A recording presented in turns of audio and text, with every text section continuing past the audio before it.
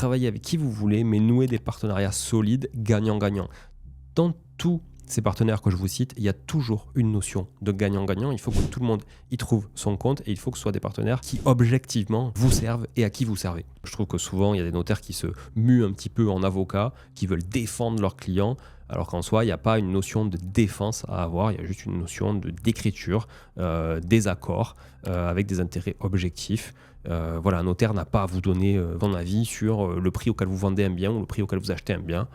Mais de quoi je me mêle ? Dans votre quête de semi-professionnalisation ou professionnalisation du business, ou si vous voulez en tout cas démultiplier les investissements, vous n'aurez aucun intérêt à créer des relations partenaires avec des particuliers. Faites-le avec des professionnels. Salut à tous, bienvenue dans cette capsule sur le podcast Money Tree, que vous nous regardiez sur YouTube ou que vous nous écoutiez sur toutes les plateformes de podcast. Je suis ravi encore d'enregistrer ce contenu pour vous parce qu'aujourd'hui, je vais vous partager l'importance d'avoir des partenaires dans son équipe. Évidemment, comme vous le savez, le monde de l'immobilier, c'est un monde de relations humaines, c'est un monde de confiance, c'est un monde de réseau. Donc tout ça vraiment fait partie finalement des qualités intrinsèques d'un être humain qu'on a plus ou moins d'ailleurs fortement en soi. Et ce qui est sûr, c'est qu'il y a plein de choses qu'on n'a pas, il y a plein de choses qu'on ne peut pas faire et que à plusieurs, on va beaucoup plus loin que si on reste tout seul. Donc on a besoin de se constituer une équipe. Aujourd'hui, ce n'est pas exhaustif ce que je vais vous partager, c'est juste les 7 partenaires qui me viennent comme ça à l'esprit et que j'avais envie de vous partager. Aujourd'hui, il peut y en avoir d'autres. N'hésitez pas d'ailleurs à nous dire en commentaire si vous en voyez d'autres. Et ça permettra d'enrichir aussi un petit peu le savoir de tout le monde et puis d'avoir votre retour d'expérience. Donc sans plus attendre, je vais vous présenter les premiers partenaires que j'identifie. Le premier, figurez-vous que c'est vous déjà, c'est l'acheteur. Vous êtes votre propre premier partenaire. Mais pourquoi je vous dis l'acheteur ? Parce qu'en soi, l'acheteur, il peut ne pas être seul. Ça peut aussi être votre associé ou vos associés. Ça, ce sont les premiers partenaires si vous faites un projet IMO. Et là, ce qui est important et ce qui est crucial, c'est pas de trouver des associés au dernier moment. Quand on a un projet qu'on ne peut pas financer, on se dit tiens, je vais m'associer pour aller chercher de la capacité d'endettement. Non, ça, c'est des associés par défaut, par dépit, et ça ne dure vraiment jamais très longtemps. Par contre, si vous décidez que vous avez identifié et que la personne d'en face aussi a identifié que vous pouvez être le bon associé parce que vous avez les mêmes valeurs, les mêmes objectifs et les mêmes ambitions et que vous cumulez vraiment ces 3 similarités, et bien là, à ce moment-là, vous pouvez effectivement envisager de vous associer avec ces personnes-là. Et donc, ce premier partenaire, c'est vraiment l'associé. Le deuxième partenaire, ça va être le vendeur, puisque pour faire un investissement locatif, pour être acheteur, il faut qu'en face, il y ait quelqu'un qui ait quelque chose à vendre. Et le vendeur, vous pouvez le trouver de plusieurs manières. Le vendeur, principalement, vous pouvez le trouver par un intermédiaire qui s'appelle un agent immobilier. Tout le monde sait ce que c'est un agent immobilier, ou un mandataire immobilier, ou un agent commercial en immobilier, ou un consultant, un conseiller, un machin, appelez-le comme vous voulez. En tout cas, c'est une personne qui va vous mettre en relation avec un vendeur. Donc moi, je vous conseille d'avoir 2-3 agents immobiliers dans la localité dans laquelle vous êtes qui pourra vous apporter une visibilité sur des biens en amont de commercialisation, par exemple, ou en tout cas, même s'il a déjà dans son portefeuille, mais qui sait qu'il y a une négo qui peut être faite parce qu'il connaît vraiment son mandat ou le mandat de son collègue, il sait qu'il peut y avoir une négo et tout, il peut vous appeler à vous plutôt que juste de laisser l'annonce sur le bon coin en disant peut-être qu'un jour on aura une négo. Si on a une négo, on sait qu'on pourra faire baisser le prix. Donc ça, c'est la première chose. Votre premier partenaire de cette catégorie de vendeurs, c'est l'agent immobilier qui peut vous mettre en relation avec des vendeurs. Ça ne sert à rien d'en avoir 10 000 non plus, parce que vous allez disperser un petit peu votre force. Il faut vous dire que l'agent, il doit avoir un intérêt aussi moyen-long terme avec vous, à travailler avec vous, plutôt qu'un autre. Donc c'est vrai que si vous focalisez sur on va dire un petit pool restreint d'agents IMO, c'est plus intéressant que si vous vous dispersez trop. Ensuite, le deuxième partenaire, c'est une société d'investissement clé en main, comme Artae par exemple, et je suis bien placé pour le savoir, puisqu'on fait ça tous les jours. Et là, vous n'accédez pas à voilà, au réseau de 1 ou 2 ou 3 agents, vous accédez au réseau d'une entreprise qui travaille avec une multitude d'agents sur son terrain. Donc, vous pouvez encore accéder à plus de choses. Alors, ça vous coûtera plus cher, mais ça pourra aller plus vite. Voilà, qu'un agent immobilier où il faudra attendre que cet agent immobilier rentre un mandat, peut-être un jour, et pense à vous pour vous appeler.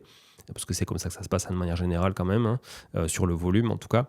Alors qu'une société d'investissement clé en main va aller chercher vraiment des vendeurs, que ce soit au niveau de son réseau professionnel ou réseau particulier, pour vous. Le troisième, évidemment, ça coule de source, c'est le vendeur lui-même, celui qui vend le bien. Donc ça peut être de la vente directe par un particulier. Là, franchement, difficile d'avoir un partenaire fiable, puisqu'un particulier va avoir un bien à vendre tous les 10, 15, 20 ans dans sa vie d'investisseur, voire même dans sa vie de propriétaire, non, même une fois dans sa vie, des fois, ou même pas du tout en soi. Donc là, en l'occurrence, le vendeur que vous allez avoir, peut-être qu'il aura que ça à vendre et rien de plus, et il pourra pas trop vous aider parce que c'est pas son métier, hein, voilà. Donc ça veut dire que oui, il est important, il est crucial, ce vendeur, mais en l'occurrence dans votre quête de semi-professionnalisation ou professionnalisation du business, ou si vous voulez en tout cas démultiplier les investissements, vous n'aurez aucun intérêt à créer des relations partenaires avec des particuliers. Faites-le avec des professionnels. Troisième partenaire clé, c'est le banquier. Votre partenaire financier, en fait, il est obligatoire aujourd'hui. Il n'y a pas d'investissement locatif sans financement, et c'est tout l'intérêt de l'investissement locatif. C'est d'ailleurs l'effet de levier et l'accès facile, en plus en France, à la dette. Donc, vous avez le banquier lui-même, vous avez le directeur d'agence, vous avez le conseiller bancaire, vous avez le courtier.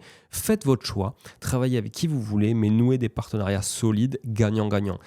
Dans tout ces partenaires que je vous cite, il y a toujours une notion de gagnant-gagnant. Il faut que tout le monde y trouve son compte, et il faut que ce soit des partenaires qui objectivement vous servent et à qui vous servez. Voilà.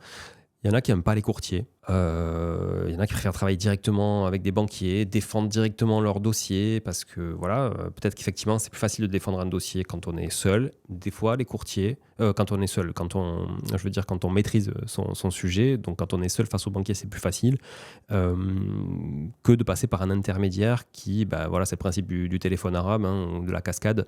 On va perdre à chaque fois en qualité d'information, en déperdition, et puis voilà, on risque finalement d'avoir une présentation de dossier qui est à l'opposé total de l'objectif initial et de l'état d'esprit initial du dossier, et de la collaboration commerciale qui pourrait être envisagée aussi, parce que vous pouvez aussi vous engager à donner des contreparties à un banquier. Voilà. Et puis il y a des courtiers aussi qui peuvent vous débloquer des choses, donc ça peut être intéressant sur certaines problématiques spécifiques, sur des montages particuliers, sur des situations type expatrié et autres. Vous pouvez être intéressé aussi par accéder à des courtiers qui sont vraiment spécialisés. Voilà. Après, le courtier généraliste qui va juste vous faire gagner 0,2 sur un taux, ceux-là, pour moi, ils servent à pas grand-chose dans le monde de l'investissement locatif. C'est plutôt pour la résidence principale, des gens qui veulent économiser, voilà, d'un peu de taux, etc., et qui font une acquisition voilà, qui peuvent pas faire un réseau comme vous, en fait, qui sûrement m'écoutaient et qui avaient envie de démultiplier les investissements. Et puis après, quatrième, évidemment, partenaire, c'est le notaire. Le notaire, c'est obligatoire, hein. Aujourd'hui, voilà, vous n'avez pas trop d'autre choix que de passer par un notaire. Donc c'est votre conseil juridique, votre conseil structurant aussi, hein, il peut l'être. Donc c'est un acteur incontournable dans la sécurité de vos investissements. Un notaire, attention, ce n'est pas un avocat. Il n'est pas là pour défendre votre intérêt contre quelqu'un qui vous attaque. Il est là pour finalement écrire et mettre en place l'accord entre les deux parties de la manière la plus objective, transparente et exhaustive possible. Voilà. C'est pas le résumé qu'on peut voir sur le site de notaire.fr, mais c'est la définition que j'en fais moi. Donc voilà. Et je trouve que souvent il y a des notaires qui se muent un petit peu en avocats, qui veulent défendre leurs clients, alors qu'en soi il n'y a pas une notion de défense à avoir, il y a juste une notion d'écriture, des accords avec des intérêts objectifs. Voilà, un notaire n'a pas à vous donner son avis sur le prix auquel vous vendez un bien ou le prix auquel vous achetez un bien. Voilà, je l'ai déjà vécu ça, un bien qu'on a acheté où le notaire en face dit à son client hors de question que vous vendiez à ce prix-là, vous ne vendez pas assez cher, en l'occurrence à nous. Mais de quoi je me mêle? Voilà, de quoi je me mêle? Vous n'êtes ni assistante sociale, ni avocat, ni conseiller juridique, fiscal, en investissement ou autre. Donc en fait, bon voilà quoi, votre client vous a juste dit, bah voilà l'offre d'achat que j'ai acceptée, comment a fait et que j'ai accepté, donc je vous choisis pour me représenter et basta. Bref, par contre, effectivement, avertir l'acheteur sur les risques de lésion, et je vous invite à écouter la capsule spécifique sur la lésion, hein, qui est quand même un sujet un peu touchy et souvent mal connu des gens quand ils achètent et qu'ils revendent. Bien là, effectivement, votre notaire peut vous avertir, et là, ça a du sens. Mais bon, ça reste du conseil et pas de la défense en soi. Cinquième, alors là, je vous donne une petite astuce. Si vous n'avez pas de notaire attitré, n'essayez pas d'en avoir un par dépit. Si vous faites 3-4 acquisitions, prenez 3-4 notaires différents, ceux du vendeur en l'occurrence. C'est pas très grave, vous risquez pas grand-chose à ce stade-là.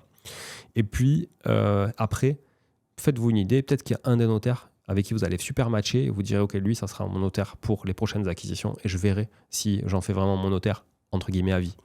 Moi, c'est comme ça que j'ai fait en tout cas personnellement. Sur 4-5 acquisitions, j'ai pris 4-5 notaires différents, ceux du vendeur, et j'ai eu un feeling super avec un mec, puis après un autre feeling avec quelqu'un d'autre qu'on m'a présenté, et du coup j'ai eu 2 notaires pendant un moment, et puis selon les intérêts, je vais chez l'un ou les autres, chez l'un ou l'autre, et selon les localités aussi, les typologies de projets, parce qu'il y a des notaires aussi qui vont être plus sur la succession, plus sur le droit familial, etc., et d'autres qui vont être plus vraiment IMO.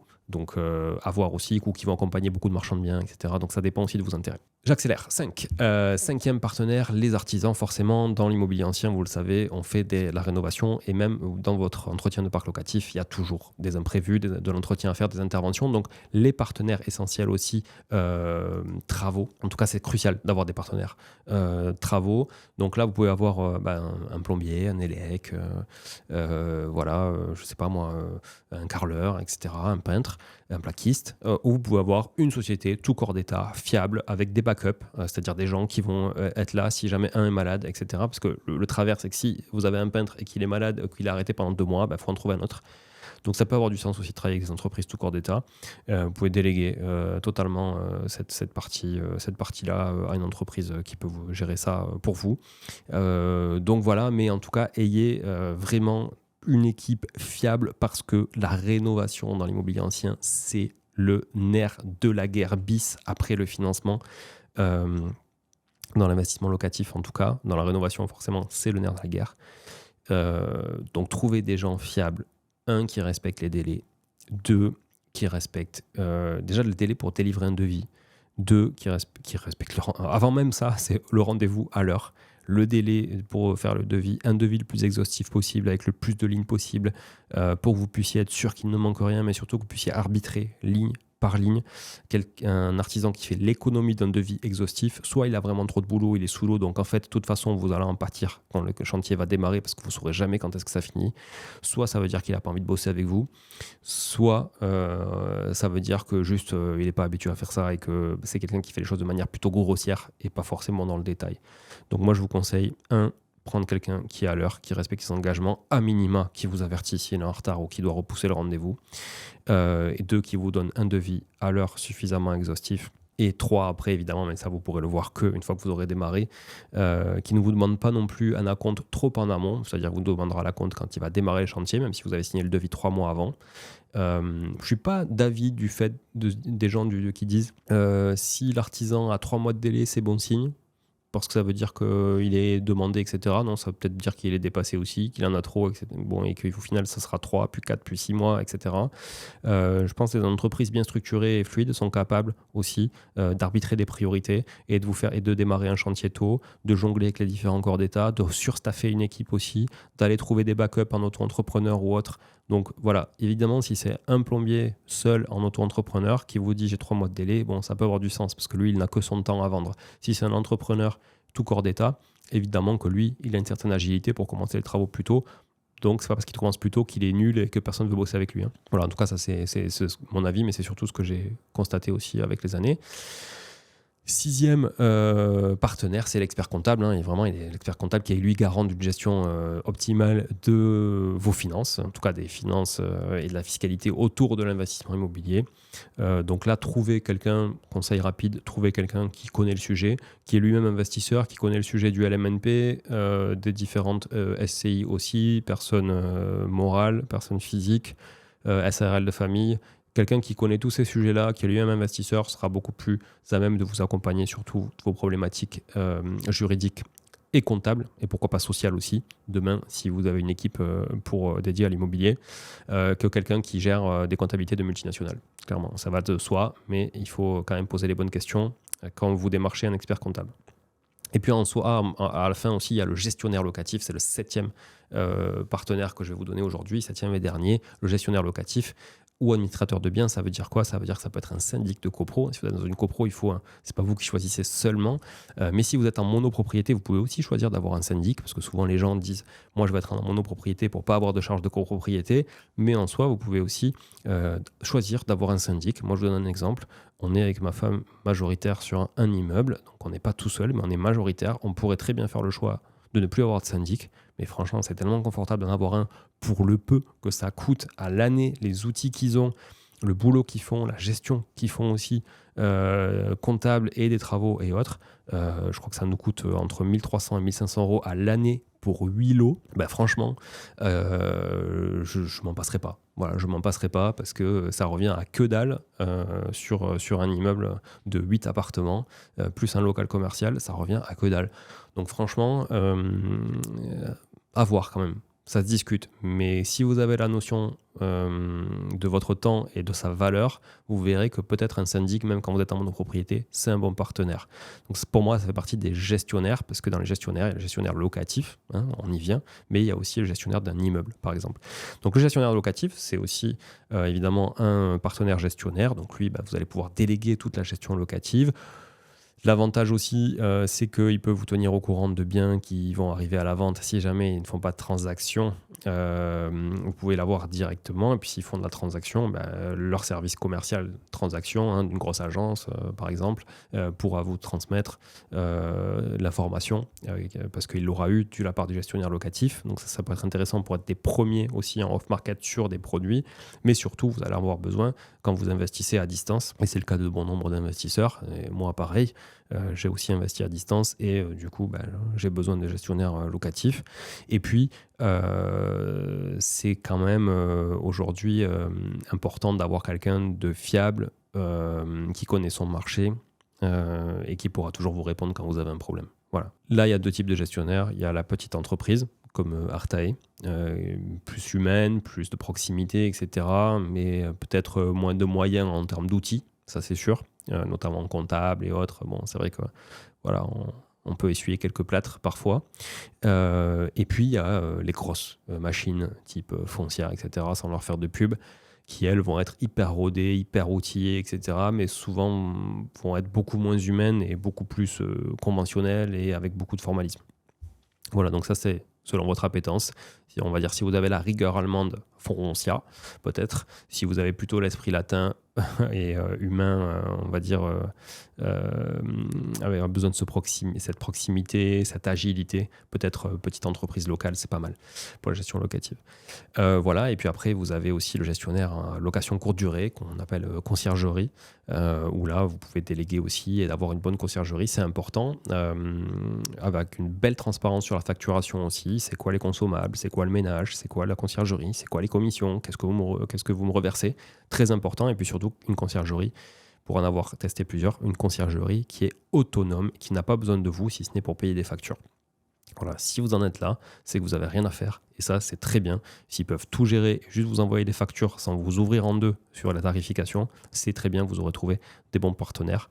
Voilà, dans l'Artae Academy d'ailleurs, dont je vous parlerai très très vite, qui va être lancé dès demain. Du coup, je ferai une annonce la semaine prochaine pour ça. Vous aurez justement une liste de partenaires d'Artae et vous pourrez bénéficier justement de tout notre réseau finalement qu'on a accumulé depuis depuis toutes ces années. Voilà. Donc, je vous remercie d'avoir écouté cette capsule. J'espère que vous avez apprécié que je vous partage ces 7 catégories de partenaires. Il y en a d'autres. N'hésitez pas à nous les mettre en commentaire, encore une fois, pour enrichir un petit peu le sujet, les connaissances de tout le monde, et puis débattre aussi de tout ça. Et puis, donnez-nous aussi des anecdotes. C'est intéressant sur les plats que vous avez essuyés avec ces différents partenaires ou le fait, justement, de manquer de partenaires en local pour vos projets. Merci à tous. À bientôt. Ciao, ciao.